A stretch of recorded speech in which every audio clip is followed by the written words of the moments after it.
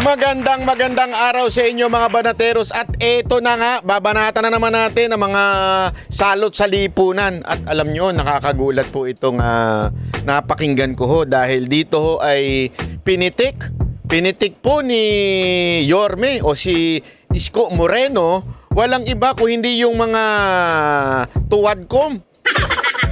Totoo ba yan, Manat Bay? Oo, isa sa mga membro ng ASO ni Tambi ay binanatan po ni Yorme. Binanatan niya po at tila kinampihan niya po dito si Pangulong Duterte at yung mga sinasabi ni Pangulong Duterte sa sa taong bayan, which is unahin muna ang taong bayan, wag unahin ang politika. Eto ho, pakinggan po natin si Yorme tingnan po natin yung kanyang sinabi at tingnan nga natin kung may katotohanan o hindi totoo yung sinasabi niya. Okay. Pasok ha, Yorme. Pasok. Straight. No. Total. Si Chihuahua. Anong ginawa? Puro imbestiga. Si Chihuahua daw walang ginawa kung hindi mag-imbestiga ng mag-imbestiga. Di ba? Alam naman po natin yan. Sino po ba yung si Chihuahua? Ewan ko. Basta sa video na nakuhanan ko diyan kay Copars Vlog. Yan maraming salamat po dito kay Copars Vlog. Siya po ang kinuha natin yung video at siya naman po'y pumayag na tayo po ay mag-react. Maraming salamat po yung mga Iskonian na vlogger na sumusunod do kay Isko Moreno at ang kanyang team. Maraming salamat po. Huwag niyo pong kakalimutan si Madam Mocha sa District 3 May ganun, may pahabol. Hindi. Maraming salamat po. At yan po ay ako, naniniwala ako dyan. Mga kusa po yan. Wala po yung bayad. At yan po ay talaga namang nagtsatsaga lamang sumunod dahil naniniwala sila sa Team Yorme o yung Yorme's Choice, ika nga. Tuloy natin, Hindi na lang. Ako naman Ako mas gusto ko servisyo. Mas gusto daw niya serbisyo, hindi yung tahol ng tahol. Tahol ng tahol. Sorry. Mali. Hindi. Kasi kayo naman, Gago! Hindi. Wait! Chotomate. Ang sinasabi dito ni Yorme, ayaw niya yung imbestiga ng imbestiga. Tulad ng ginagawa nito ni Chihuahua daw. Alam naman natin kung sino yung tinutukoy niya, si Congressman Chua. Imbestiga ng imbestiga, mas gusto daw ni Yorme yung tumutulong sa taong bayan, hindi yung ganyan.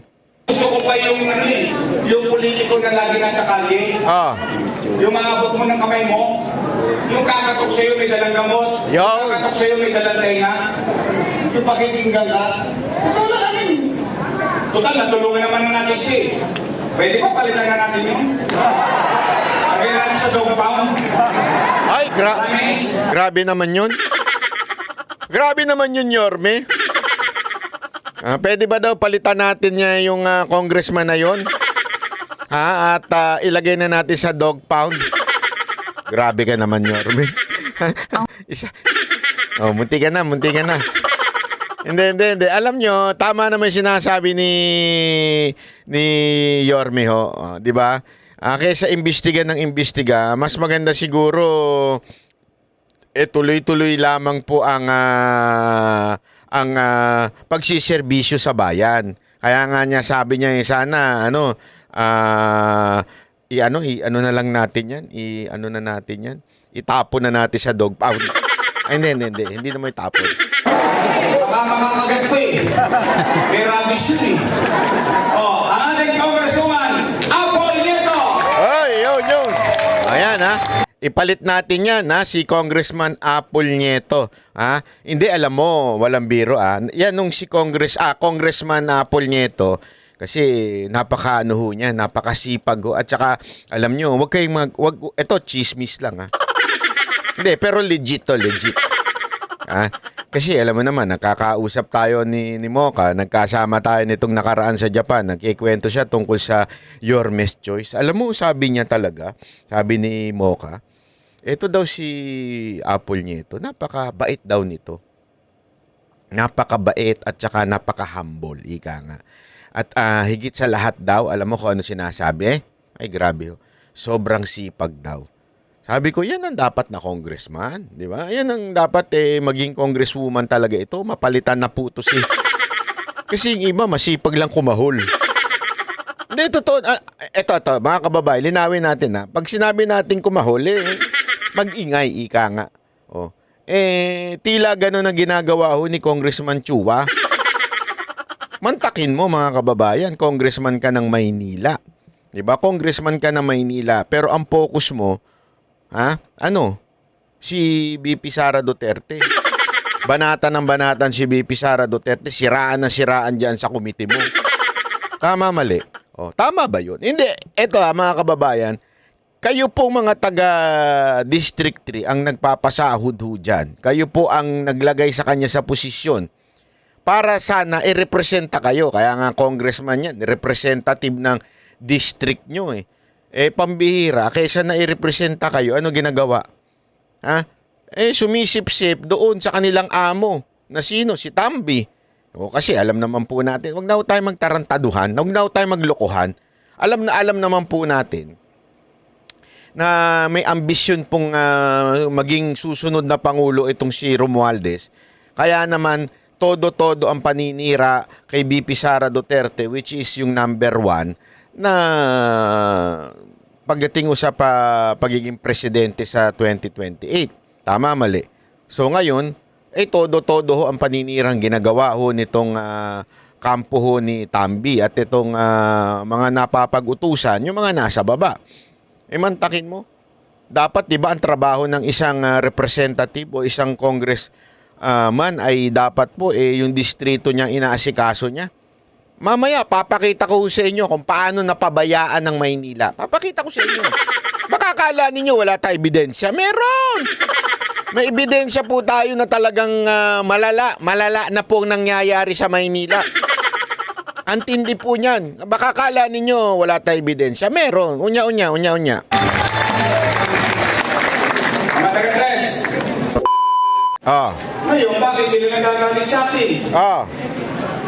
Lalo na yung congressman yung si Chihuahua. Oy! Maliit na aso, sinlaki ng bibig ang buhaya ang bibig. Hindi, tingnan ninyo, bakit ba sila nangangamba?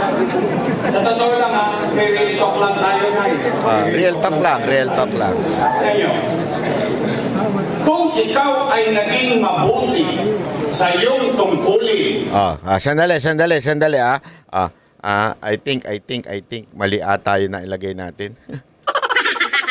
Dali, chotomate. Wait lang. Tama naman Wait Ayun, napunta pala. Mali. Ito dapat pala yung video na ginamit ko. Pasensya na. Ito.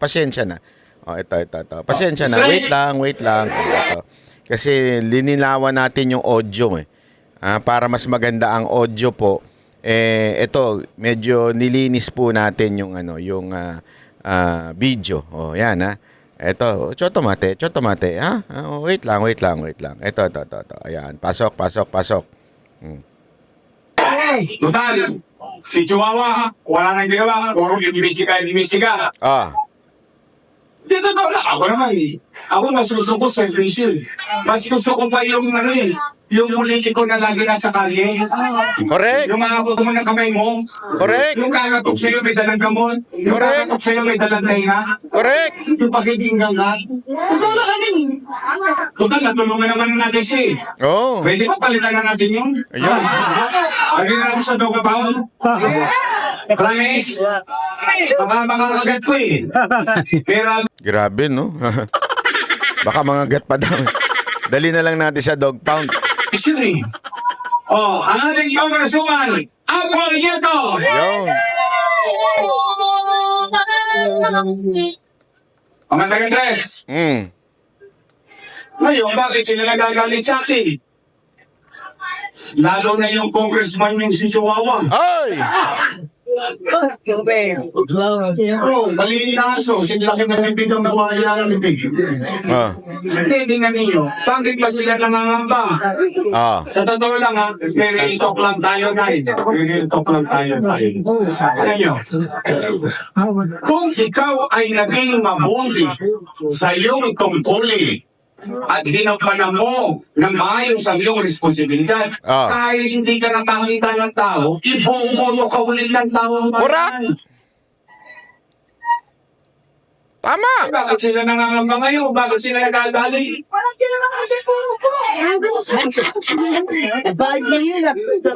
Tingnan ninyo, taong bayan na sumisigaw, bumalik ka na.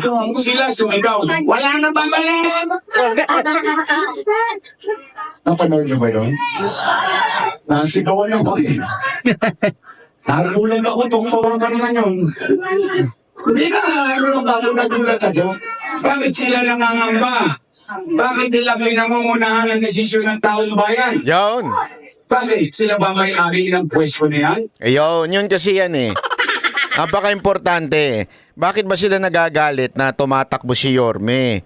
Pinabayaan ninyo ang Maynila. Mamaya, papakita natin kung paano nila pinabayaan ang Maynila. Diba ho? Pinabayaan naman talaga nila. Bumagsak ang Maynila. Ngayon, ayaw na nilang tumakbo si Yorme. Hindi naman po aagawin yung posisyon. Siya po'y tatakbo. At ang mga Pilipino ang pipili kung sila po ba ay nag-perform ng maayos bilang mga public official? Sila po ba ay ginanap nila ang kanilang trabaho? O talaga lang na sila po ay nagpabaya ika nga dyan sa Maynila? Hayaan nyo ang taong bayan ng Maynila ang mamili kung sino dapat iboto, hindi yung kayo. Ay, nako. Ang may-ari ng pwesto niya ay taong bayan. Correct. Empleyado ka lang ng tao. Yo. Every 3 years, nire-review mo lang ang kontrata mo. Ayun, tama yan. Matapos ang kontrata mo ng 3 years, pabalik ka sa tao. Magpamarinyo ka. Pag nirinyo ka ng tao, another 3 years. After 3 years, expired ulit ang kontrata mo. Harap ka ulit sa tao. After 9 years, kapag naging mabuti ka, ipo-promote ka pa ng taong bayan. Ngayon, parang sila na may-ari ng pwesto, wala na raw babalik. Wow! Chihuahua! Grabe, ha? Wow! Hindi, liyuma. Tingnan ninyo. Sige. Talakayin natin ng konti. Ano ba pinangangamba nila? Dapat, ang sinasabi na lang nila, ano ang ginawa ninyo ng 3 taon? Yun. Report nyo sa taong bayan. Ayun. Pero pagdating ng araw ng paghuhukom, Yun. ang taong bayan magtatala na sa listahan kung sino ang gusto niyang mamuno sa kanyang pamayanan. Ayun. Tingnan ninyo. Wawaglit lang ako na pala. Binago-bago na nila. Tingnan. Tayo ba lahat ang akala ba natin? Ito ba ang akala natin? Kaya natin sila binoto dahil kung ano yung nasimulan natin, itutuloy na lang nila. Tama mali? Tama. Takin mo, ha? Parang kay Duterte talaga. Itutuloy nyo na nga lang. Hindi yung aagawin, ha? Magkaiba yun. Kasi meron yung yung kunwari itutuloy. Tapos pinalitan yung build. Pinalitan ng ibang pangalan para pagka natapos yung mga proyektong ginawa ni Pangulong Duterte, aangkinin. Iba naman yun, iba yun. Ito naman, literal. Ha? Literal po na hindi pinagpatuloy yung sinimula ni Isko Moreno. Hindi ko pinagpatuloy ng pamahalaan ni Lacuna at saka yung mga bata niyang si Chihuahua. At 3 taon pa lang ako nawawala dito, madami na nilang binago. Una-muna, senior citizen. Saan ba senior citizen? Sige. Nay, tay, lolo-lola ko. Yung iba sa inyo dito, inabot pa si Mayor Lacson. O bilyan ka sa lang. Bakit si? Ayan. Ano yung ibig sabihin? Sa hinaba-haba ng panahon ng pamumuhay ninyo sa Maynila, marami nang nagdaang mayor. For the first time in history, bumoto kayo ng batang mayor. At yung batang mayor na yun, nakapag-isip ng para sa mayaman, ng para sa middle class, ng para sa mahirap, may sakit o wala, butante hindi, pantay-pantay may pension na 500 pesos. Ama Diba? ba? Tama! Kasi ayaw ko mag-claim. Kayo magandang listigin ito, dami nyo nang inabot na mayor. Tama! Tama ba? Correct! Wala yan yung araw. First time. Ulitin natin ha. Sinabi natin, yaman, middle class, mahirap, butante, hindi, may sakit o wala. Tanong, tay, totoo ba yung ginagawa nila ngayon? Na ano? Na kapag hindi mo nakuha at wala ka sa araw ng payout ng first quarter, forfeited na siya sa second quarter? Grabe. Karampon ng pera. 500 piso na lang. Pinagdadamot pa natin. Grabe, no? Yung totoo niya, Pag hindi mo daw nakuha, wala na, forfeited. Grabe talaga. Alam ko kung bakit ganyan yung mga yan.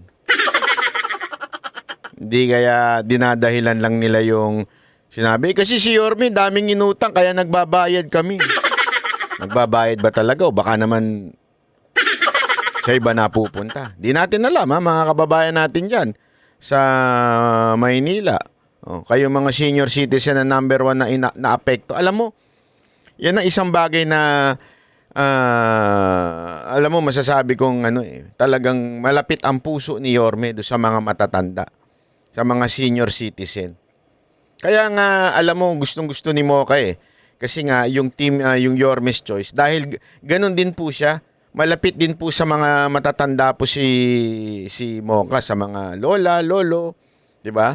Katulad ni Yorme, ganyan, malapit din po sa mga lolo't lola. Tapos biglang ultimo 500, pagdadamot pa ng mga Lacuna's Choice, kadiri, ha? Labo ninyo, ha? Di ba? Dan, ngayon, o subukan niyo mga pasang SM dinaabot sa bahay ninyo. Hindi totoo lang. Lilimandaan na lang, pahihirapan mo pa yung mga matatanda. So, magagawin ngayon ng mga matatanda, di araw-araw yun, nag-aabang. Samantalang ng araw, nung inimpisahan ko yan, ano sabi ko? Nahay, lolo't lola, pumanatag kayo. Pag hindi nyo nakuha yung first quarter, doble kayo sa second quarter. Tama mali. Ganun kay Yorme. Pag di nyo nakuha yung first quarter, doble kayo sa second quarter, kambibihirang buhay rin. Pero dun sa team Bitter, walang ganun. Ba't ganun? Pera ng taong bayan yan eh. Bakit nyo ba pinagdadamot sa taong bayan yung pera na yan? Sa inyo ba yan? Kayo ay naatasan laang na mag-ayos, magbigay sa tao. Ba't nyo pinagdadamot? Busy kasi sa hearing. Busy. Hindi, sasabihin na naman nila, Banat Bay, hindi naman mayor si Congressman Chua. Oo, pero syempre team yan eh. Magkakasama sila dyan eh. Team yan ng Lacuna, yung mayor, tapos yung mga tulonggis niyang mga congressman. Team sila dyan eh. Kita nyo, sino-sino yung mga eto na lang. Tanungin ko kayo. Sino-sino mga congressman dyan? Ayun, yung mga kasama sa Tuwadcom. O yung mga kasamang panayang hearing. Kaya nga ako dito, ramdam ko na pinagtanggol ni Yorme si Pangulong Duterte. Pinagtanggol niya dito. Bakit kanyo? Kasi sinasabi niya, hearing kayo ng hearing. Hindi naman yan. Tsaka nakausap ko rin po si Yorme. Yan din po ang lagi niyang sinasabi. Bakit ba laging hearing ng hearing? Tapos na yan eh. Tapos na po yung pangyayari na. At saka ito, pasensya ka na Yorme, bubukingin lang kita. Hindi, bubukingin ko lang si Yorme. Baka naman, baka sabihin niya chismoso ako. Pero gano'n na nga. Hindi, sinabi niya po talaga sa akin na ipahatid ko daw kay Pangulong Duterte at kay BP Sara Duterte na sumusuporta siya. Basta sumusuporta po siya sa pamilya Duterte. Totoo, walang biro. Sinabi niya po yan sa akin. Hindi sabi niya pa nga, hindi na tama naman yan, ginaganyan sila Wala namang ginagawang masama yung dalawa. Nananahimik na si Pangulong Duterte, si VP Sara Duterte, nagtatrabaho na. Bakit nila ginaganyan? Tapos eto nga, nagkataon naman, etong congressman na bumabanat sa kanya, mga taga Maynila pa. O sa matter of fact, kinausap pa nga daw ni Yorme yung mga congressman na yun. Hindi ko na sasabihin kung sino doon sa particular na congressman na yun. At sinasabi, bakit nyo binabanata ng mga Duterte? At nagsabi daw. Totoo, nagsabi daw kailangan kasi utos Sino kaya yun? Hindi natin masasabi yun kasi ayoko nang masyadong maging chismoso. Pero kinuwento sa akin yun. Naku po, patay tayo dyan. Pag hindi mo na ako first quarter, third quarter, tinigilig ka sa third quarter. Yo! Tama mali. Tama! In fact, ano sabi ko? Nay, huwag kayong magkalala. Hindi nyo kailangan magkabala, magmadali, para ka lang nag-iipok sa bangko. Pag hindi mo nakuha January, ang January, pagdating ng Disyembre, maglulubi-lubi tayo. Oh. Enero, Febrero, Marzo, Abril, Yaro. Julio, Agosto. Hey! Hey! Lugi. Ganado kayo. Ayan po yung sinabi ni Yorme. At ito, ipapakita ko sa inyo Ipapakita ko sa inyo kung anong nangyari sa 3 taon ng Team Lacuna. Ito po ang nangyari sa 3 taon ng Team Lacuna. Magkakasama po yan si Mayor Lacuna, yung kanyang vice presidente, vice na mayor na panay ngiti lang ang ginagawa. Yung mga congressman niya na walang inatupag kung hindi siraan ng mga Duterte, ano naging resulta? Ito po. Yan po ang naging resulta. Manila rank as a Southeast Asia's most dangerous city. Grabe.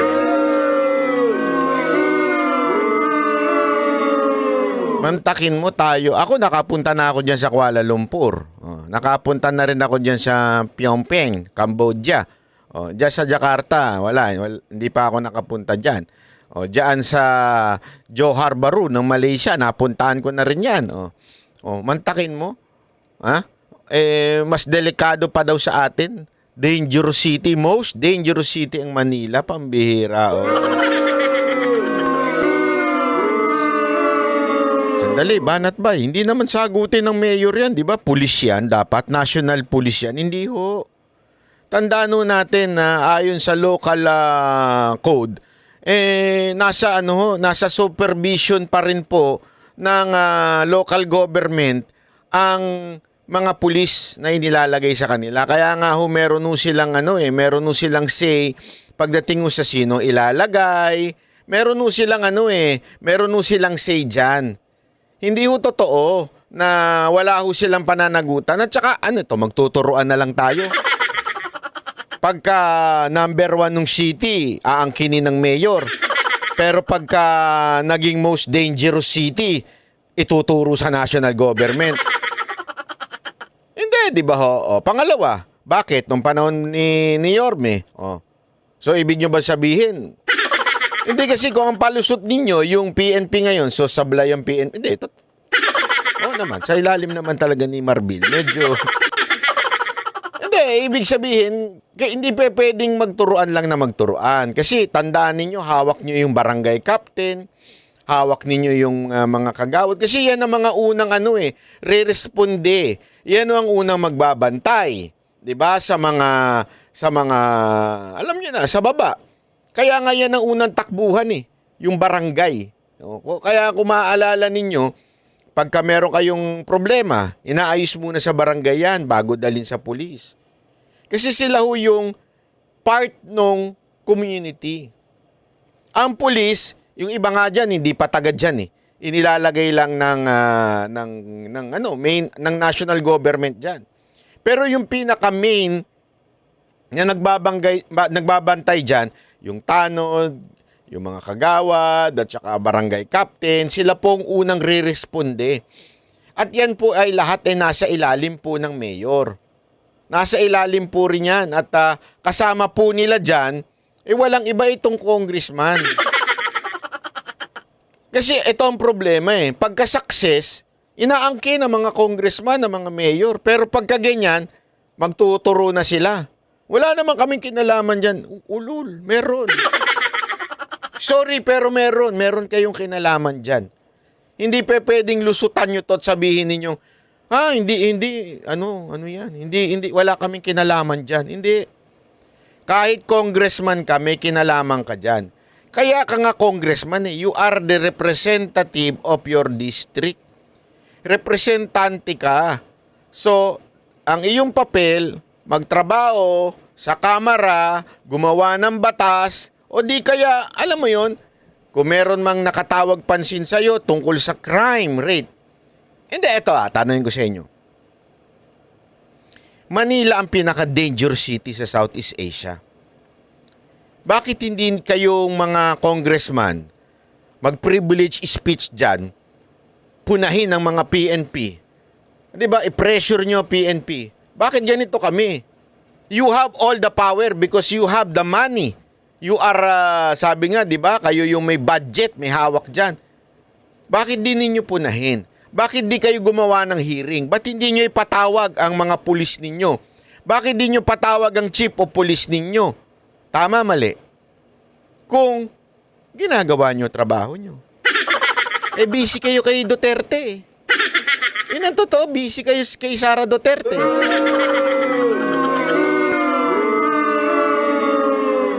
Kasi yun ba utos ng pinuno ninyo? Siraan ng mga Duterte?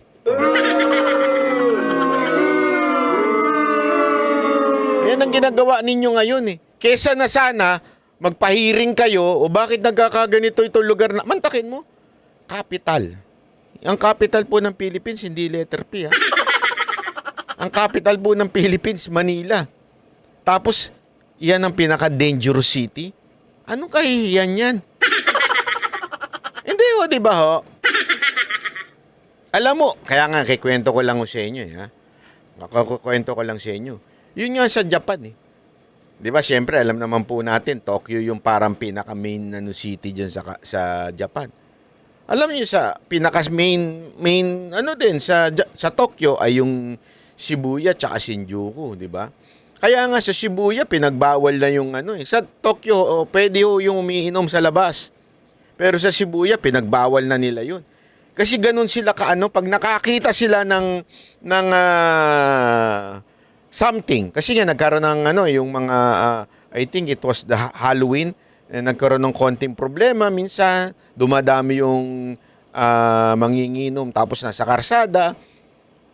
Pinagbawal ho nila. Sino ang gumawa nun? Kapulisan lang po ba? Hindi. Ang pulis po, they only execute laws, batas, ordinansa sa Pilipinas, di ba? Bakit hindi ho natin pagukulan ng pansin yun? Don't tell me, porket ka congressman ka, hindi mo pwedeng kausapin si mayor.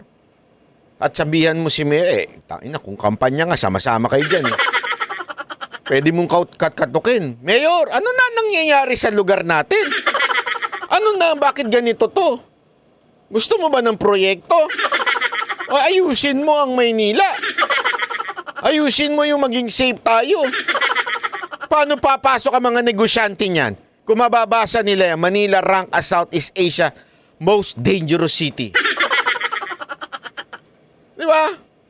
Anak kayo ng tutsang kalabaw. Yan yung sinasabi ko Di ba? Sana naman po, instead na namumulitika kayo, excuse me po, kesa siguro naalala ako ni Chua. Sandali lang, inom lang ako. Ayan. Kesa na namumulitak ka kayo, sana man lang asikasuhin na ninyo yung problema. Akala nyo yan lang. Wait. Chotomate, there is more. Wait, there is more. Ito pa, Sino po ba ang, at least dito, diyan, number 1 na Maynila? Dito sa susunod, hindi na number 1 na Maynila. Nasa panghuli na. Uy, palakpakan, palakpakan. Kaya lang, nasa huling, ayan, nasa huli. Na paglago ng ekonomiya.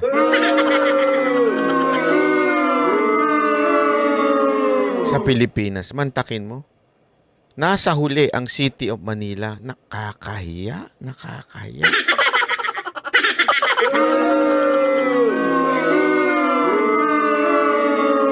Ang lala nyo talaga, Maynila. Kayo na ang pinaka-dangerous city sa Southeast Asia. Kayo pa ngayon ang pinaka hindi nag-grow na city sa sa NCR. Ano ho bang katarantaduhan yung ginagawa niyo diyan?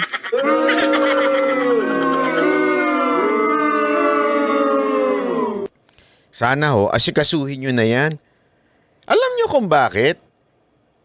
Kasi don't tell me magpapalusot na naman kayo diyan. Sasabihin niyo hindi naman namin cargo 'yan National government 'yan. Huwag ganoon. Kung magpapalusot lang pala kayo magpapalusot, bumaba na lang kayo sa mga pwesto ninyo. Di ba? Bumaba na lang kayo sa mga pwesto ninyo. Ako na. Hindi pala ako. I mean, palitan na ng Yorme's Choice. Hindi, kaya nga alam nyo mga kababayan, importante ho Ito, linawin natin. Napaka-importante, pag kayo ay boboto kay Yorme, ang iboto nyo yung buong team niya. Kasi sigurado ko, alam ko nang mangyayari pag hindi nyo binoto yung team ni Yorme. Ang inilagay nyo dyan yung mga nasa team pa ni Lacuna. Sigurado ko.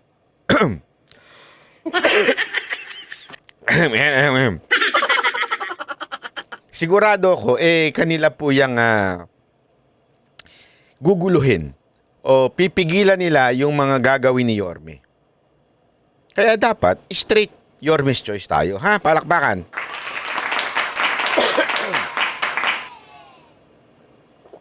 Sorry naman. Nakalunok. Hindi, nakalunok. Hindi, medyo we're not feeling well. So, I hope you understand. I hope you comprehend. No. Anyway, ayan po ang nangyayari ho dyan sa Maynila. Bakit? Sa pamumulitika ng mga congressman natin. Kaya nga si Yorme nabuisit na Nabuisit na po si Yorme at sinabi niyang namumulitika kasi. Masyado kayong hearing ng hearing Kung siya lang daw tatanungin, hindi dapat ganyan. Dapat po nakapokus sa baba, bumababa kayo, kinakausap ninyo yung mga constituent nyo. Tanungin nyo sa mga sarili ninyo. Kayong mga taga Maynila, kailan nyo huling nakausap yan si Congressman Chua? Kailan nyo nakausap yan si Congressman Abante? At saka yung isa pa, hindi ko na matandaan yung pangalan nun. Yung kamukha daw ni Bentot. Hindi ko sure kung sino yung pangalan nun Pakilagay na lang dyan. Kung sino po ang, kailan nyo po sila huling nakausap? Siguro, nakausap nyo na lang sila nung nagkaroon na ng filing of candidacy. Dahil nagparamdam na uli sila, dahil nakita nila siya Yorme's Choice, gumagalaw na. Nagparamdam na sila siguro. Malamang sa malamang. Tama, mali. Di ba? Malamang sa malamang, nagparamdam na sila ngayon. Pero noon, before the filing of candidacy, hindi nyo mahagilap yung mga yan. Nasaan? Ayun, nasa hearing. Di ba? Mga frustrated senator yung mga yan. Na dapat sana, kaya nga, alam mo kasi dapat, senador na yun Yun yung, ang senador, ang kanilang iniisip, kaya nga binoboto sila ng nationwide Ang iniisip nila yung buong bansa, di ba? Kaya nga po sila senador. Tapos, bakit nadoble? Bakit nagkaroon pa naman babatas na per district? Kasi the purpose of that is para ma-representa yung mga maliliit, yung district. Bawat distrito ng buong Pilipinas ay ma-representa. Kaya nga merong Congress. Pagdating sa national issue, dapat Senado na ho yan. Kaya nga, ang tawag ko sa mga congressman ngayon, na panay ang hearing. Mantakin nyo ngayon lang nangyari sa kasaysayan ng Pilipinas yan. Inaabot sila hanggang madaling araw para lang sa hearing at batikusin ang Vice President. Noon, wala namang ganyan. Diba? Sana lang po mga kababayan, mag-isip-isip po tayo. Bakit po ba nagkakaganyan? Dahil naglagay ho tayo ng mga congressman na katulad ni Chua at ni Abante. Kaya sana po, sa susunod na eleksyon sa 2025, pwede po ba i-shoot na natin sila sa Inodoro? Ako, balita ko kasi, sabi ni Mocha, Banat Bay, marami kang dito, subscriber sa Maynila. Ako po, nakikiusap ako sa mga subscriber ko. Baka naman pwedeng wag nyo nang iboto itong dalawang ito. At ikampanya nyo rin na wag na silang iboto ng mga taga sa inyo. Tanggapin nyo yung mga ayudang pinamimigay nila. Okay yun. Bulsa ninyo, pera nyo yan eh.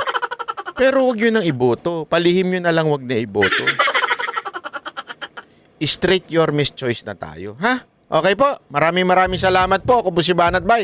Sana po magkita tayo sa uli sa susunod na video. Bye-bye. Yan ang Banateros, boses ng ordinaryo Pilipino. Banateros ay walang makaka